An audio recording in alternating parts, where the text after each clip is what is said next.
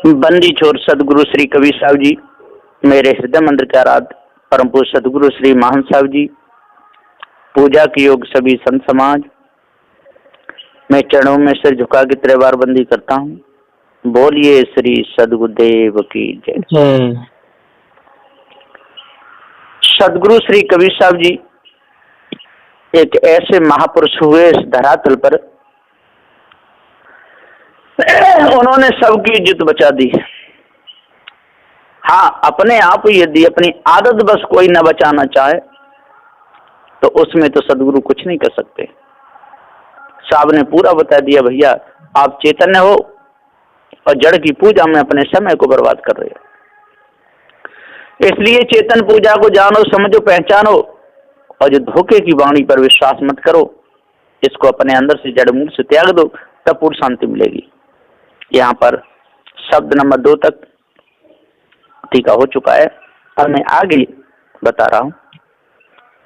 शब्द नंबर 3, संतो घर में झगड़ा भारी, राति दिवस मिली उठी उठ लागे, 5 डूटा एक नारी। सदगुरु श्री कबीर साहब जी कह रहे, संतो घर में झगड़ा भारी, घर में बहुत बड़ा झगड़ा मचा हुआ है।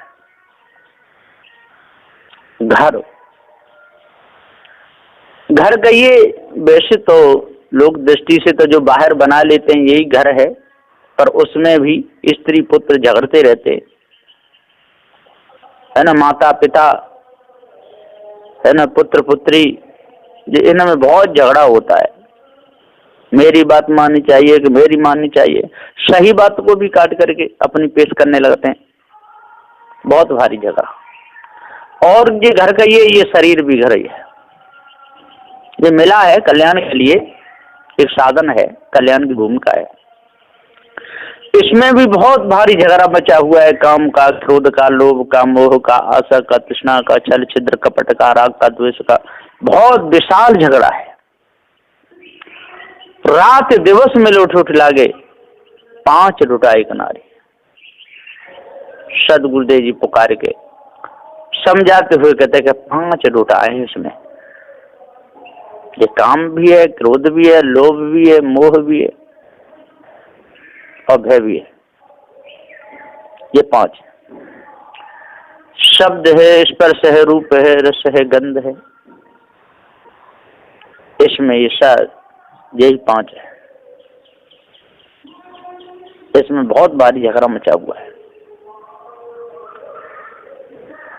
नेत्र है, नासिका है, कान है, त्वचा है, जीव है, ये अलग अलग रस लेना चाहती। रात दिवस मिले उठ उठ लागे, 5 डूटा एक नारी। 5 तो डूटा है, बेटा है, एक नारी के पीछे और झगड़ा मचा हुआ है, वासना के पीछे। और उससे, उस नारी से न्यारा न्यारा भोजन बनवा रहे हैं। न्यारा न्यारा भोजन चाहे, 5 अधिक स्वादी है और नारी बिचारी एक है, उससे भोजन बनवा रहे। एक कहता है नहीं मीठा बना, एक कहता है नमकीन बना, एक कहता है खट्टा बना, एक कहता है खारा बना, अपने अलग अलग लगे हुए। एक कहता है रसीली सब्जी बना, एक कहता सूखी बना। तो सदगुरुदेव जी पुकार के समझाते हुए कहते हैं 5 डूटा एक नारी। नारी यहाँ पर तो वैसे नेड़े से देखा जाए तो शांति रूपी को कहा है, पर उसको शांति को बरकरार नहीं रहने देते ये काम, क्रोध, लोभ, मोह, भय उसको परेशान करते रहते हैं। और जब तक अपने आप का पूरा ज्ञान नहीं होगा, जब तक पारक ज्ञान नहीं होगा, तब तक ये भूले ही रहेंगे और धोखे में ही इनका पूरा समय जाएगा ही जाएगा। न्यारो न्यारो भोजन चाहे, 5 अधिक स्वादी। चौपाई नंबर 3। सदगुरुदेव जी पुकार के समझाते हुए कहते हैं,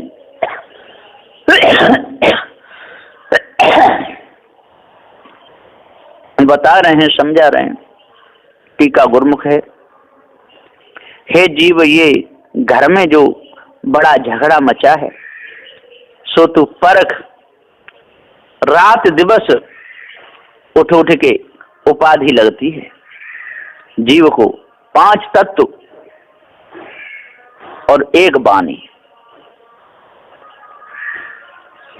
जो 5 तत्व हैं, 5 उठा और 1 नारी, जब वाणी में फंसे हुए। न्यारा और न्यारो भोजन चाहते हैं, आकाश शब्द चाहता है, वायु स्पर्श चाहती है, तेज रूप चाहता है, जल रस चाहता है, धरती गंध चाहती है, और वाणी तो जीव को ग्रासना चाहती है। इस प्रकार से 5 बड़े स्वादी हैं। अब कहां तक कहा जाए। कान शब्द चाहते हैं, अच्छे अच्छे। नेत्र रूप चाहते हैं, जीव रस चाहती है, तो चाहे स्पर्श चाहती है। ये सब अपना अपना चाहते हैं, एक भी पीछे नहीं हटते। तो सदगुरुदेव जी कहते हैं कि हे भाइयों, जब तक आपको पार ज्ञान नहीं होगा और तब तक इस न्यारे न्यारे भोजन में अपने पूरे समय को बर्बाद कर दोगे। कोई काहू का हटा न माने, आप ही आप मुरादी। दुर्मत के रे दुहागिन में ते, डूटे ही चाप चपेरे। कहें कबीर सोई जन मेरा, जो घर की रार निबेरे। सदगुरुदेव जी हाँ 4, 5, 6 चौपाई के अर्थ में बता रहे हैं कि कोई काऊ का हटा न माने, कोई किसी का हटा नहीं मानता है। कोई किधर, कोई काम किधर को भी खींचता है, लोभ किधर को खींचता है, लोभ किधर को खींचता है, मोह किधर को खींचता है, भय अपने अपने तरफ खींचते हैं, है ना। काम शब्द की तरफ खींचते हैं, नेत्र रूप की तरफ खींचते हैं, अलग अलग खींच रहे हैं। तो चाहे स्पर्श की तरफ खींचती है, जिह्वा रस की तरफ, नाक गंध की तरफ, ये सब खींच रहे। कोई काऊ का हटा न माने, आप या मुरादी। सदगुरुदेव जी पुकार के समझाते हुए कहते कोई किसी का हटा नहीं मानता है। इसी प्रकार से देख लो इस संसार में, न हिंदू किसी का हटा मानता है, न मुसलमान मानता है, न ईसाई, न पारसी, न यहूदी, कोई किसी का हटा नहीं मानते। आप या मुरादी अपने आप मुख्तियार बन करके बैठे हुए हैं। दुर्मति के रे दुहागिन मिटे, ढूटे चाप चपेरे। सदगुरुदेव जी पुकार के समझाते हुए कहते दुर्मति के रे, इनकी दुर्मति हो गई, दुहागिन मिटे। और जो दुहागिन इनको लगी, जब तक इसको नहीं मेटेंगे तब तक ढूटे चाप चपेरे, तब तक वे ढूटा तो 5 जब तक उनको बस में नहीं करेंगे, जब तक ज्ञान रूपी डंडा से उसको नहीं बस में करेंगे, तब तक ये 5 होश में नहीं आएंगे। काम क्रोध लोभ मोह में लग करके और पूरा समय बीत जाएगा, कुछ भी नहीं मिलेगा। जब तक हम शब्द स्पर्श रूप रस गंध पर विजय प्राप्त नहीं करेंगे, जब तक पृथ्वी जलवायु अग्नि की पूजा नहीं छोड़ेंगे, तब तक इन वाणी पर विजय प्राप्त नहीं कर सकते। कहीं कबीर सोई जन मेरा, जो घर की राने में रहे।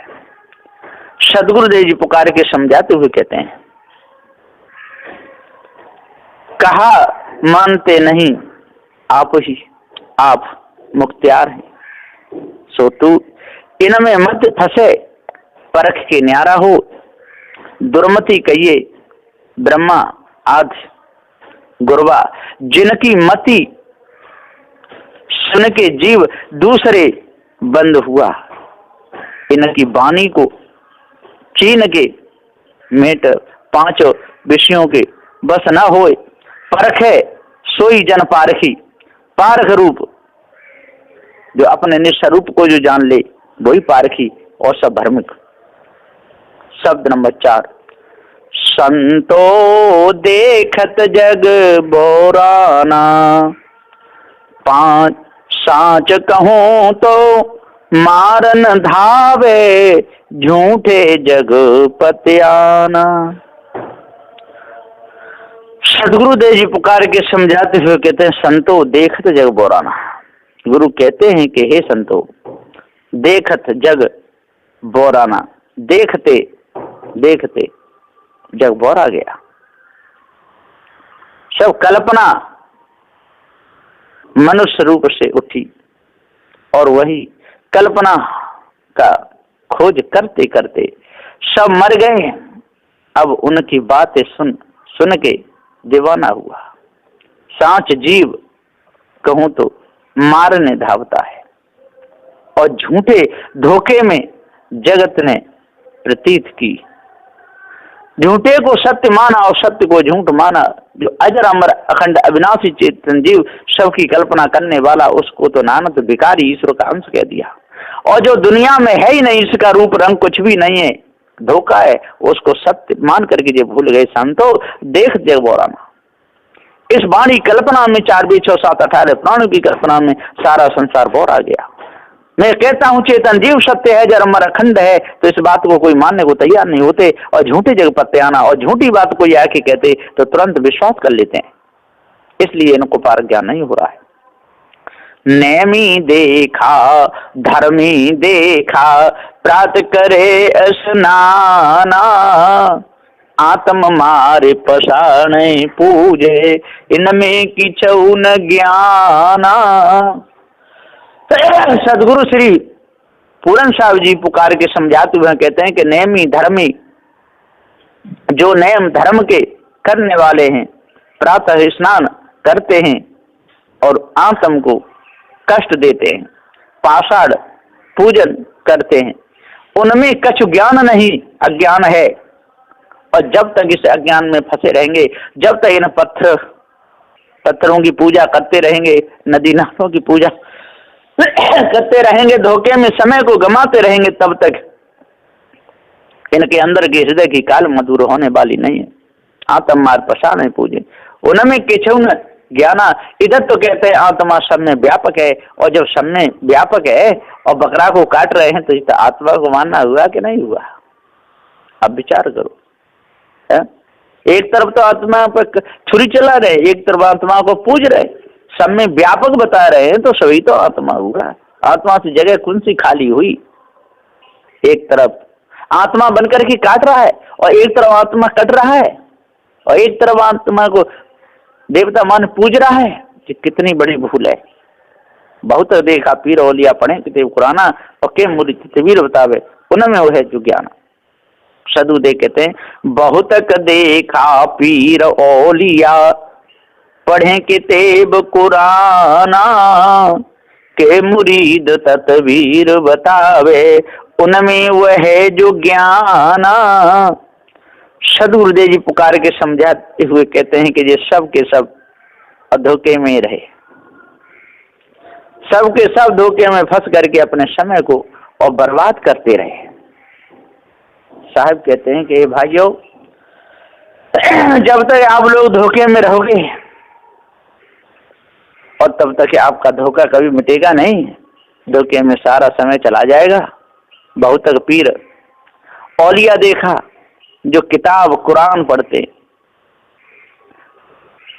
चेला करके नाना प्रकार की हिकमतें करामात बताते, उनमें वही ज्ञान है, धोखे का सार ज्ञान है ही नहीं।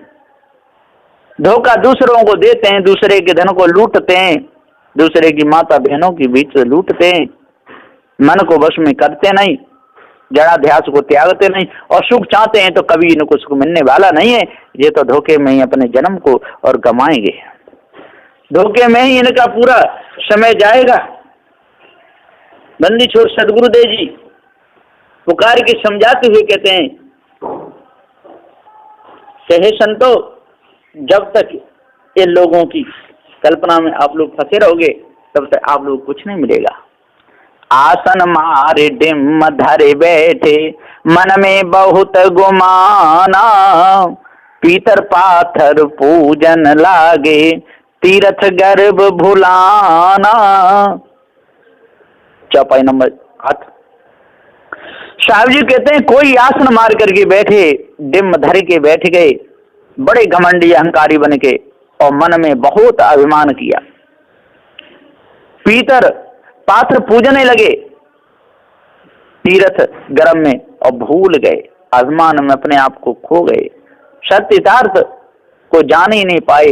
चेतन जीव अजर अमर अखंडित स्वरूप ऐसा इनको जाना ही नहीं, अपने ऊपर कोई कल्पना करके ही भूले।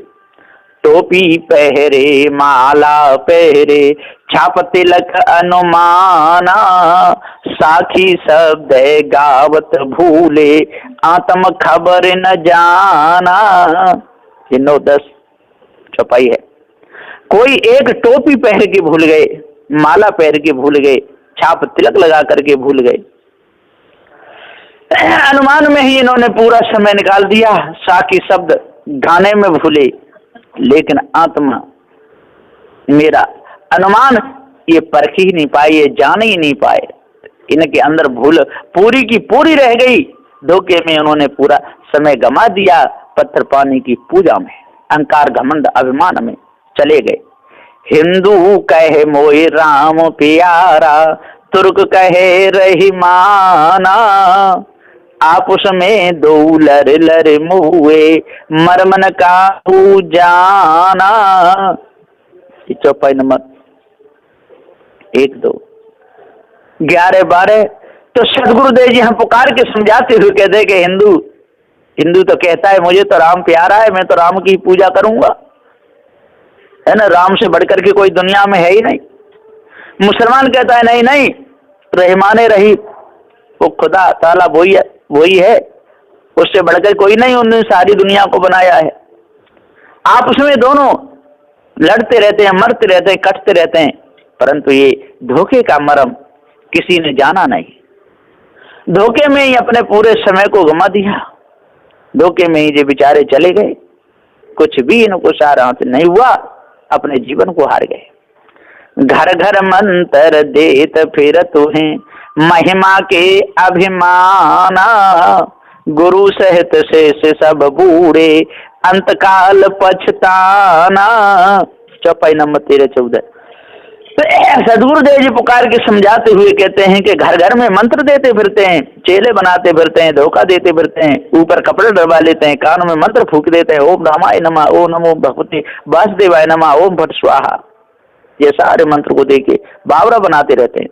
महिमा के अभिमाना, और महिमा इतनी बढ़ा देते हैं और जीवों को बंधन में डालते हैं। सो गुरु सहित शिष्य सब भ्रम में बूढ़ गए, डूब गए, बेचारे चले गए, ना गुरु बच पाए ना चेला। गुरु भी विषय वासना में फंसे रहे और चेला भी फंसा रहा, गुरु भी भ्रम भूल कल्पना में फंसे रहे और चेला भी फंसा रहा। अंत में स्थिति न मिली, ताते बहुत पछताए, बड़े बेचारे तड़प तड़प करके रहे और वासना में बद्ध होकर के मर गए, कुछ भी नहीं मिला। सदगुरुदेव जी पुकार के समझाते हुए कहते गुरु सहित शिष्य सब बूढ़े, अंत काल पछताना।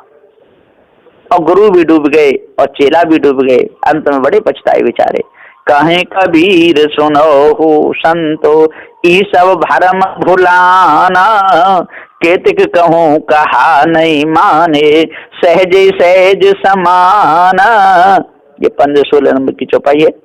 सदगुरुदेव कहते हैं जो अनुमान सबके अंदर बैठ गया वो निकला नहीं, बेचारे उसी में तड़पे। उनकी स्थिति कहाँ हो सकती है? ऐसों को सुख कहाँ से मिल सकता है? अपने निज स्वरूप का ज्ञान कैसे हो सकता है? नहीं हो सकता। हे जीव सुनो, जब तक इस भ्रम को नहीं त्यागोगे, जब तक मानंदी को नहीं छोड़ोगे, तब तक भ्रम में ही भटक भटक कर मरोगे, भूले ही रहोगे। मैंने पिता कहा, कोई कहा, मानते नहीं। सदगुरु श्री कबीर साहब जी कहते हैं मैंने बहुत समझाया, मैंने बहुत कोशिश की, हे चेतन जीव तो अपने आप को जान ले, लेकिन जान नहीं पाया। सब धोखे में समाये और कहते रहे कि हम ब्रह्म में जाके लीन होंगे, ऐसी कल्पना सबके अंदर लगी रही, ये एक भी नहीं बच पाए। सदगुरुदेव कहें कभी सुनो हो संतो, ये सब भरम बुलाना, एते कहो का नहीं माने सहजी से समाना, स्त्री भी विषय वासना में भूली, पुरुष भी विषय वासना में भूला, सहज ही सहज बड़े खुशी खुशी से इसी में भूल गए और ईश ब्रह्म परमात्मा में कल्पना करके माया भी गुरबा लोगों की बातों को मान के सहज में ही और अपने पास से गिर गए। शब्द नंबर 5, संतो अचरज एक भो भारी, कहूं तो को पति आई, एक है पुरुष एक है नारी, ताकर कर हो विचारा, एक है अंड सकल 84, भरम भुला संसारा। चौपाई नंबर 1, 2, 3। सदगुरुदेव कहते हैं कि गुरु कहते हैं कि हे संतो, जब तक आप न्याय निर्णय की बात नहीं मानोगे तब तक धोखे में तो पड़ोगे पड़ोगे। यह बड़ा आश्चर्य हुआ, निर्णय कहूं तो कोई पते आता नहीं, क्योंकि सबका गुरु है चेतन जीव ही है और ये अपने आप को भूल गए। जो खास जो गुरु है उसको भूल गए, इसलिए अपने ऊपर किसी को मान के भूले, इसलिए गुरबा बन गए, गुरु से गुरबा बन गए, अपने आप को नहीं जान पाए। एक पुरुष जो जीव रूप और एक नारी जो स्त्री है, इनके ऊपर कोई नहीं, कोई ईश्वर परमात्मा है ही नहीं। तो धोखा है और जब तक इस धोखे को नहीं त्यागेंगे तब तक ये स्वतंत्र हो नहीं सकते हैं, कल्याण नहीं हो सकता है। यह विचार करो, विचार करोगे तो सारा ये अंधकार मिट जाएगा। एक है कहिए जीव और अंड कहिए झाई।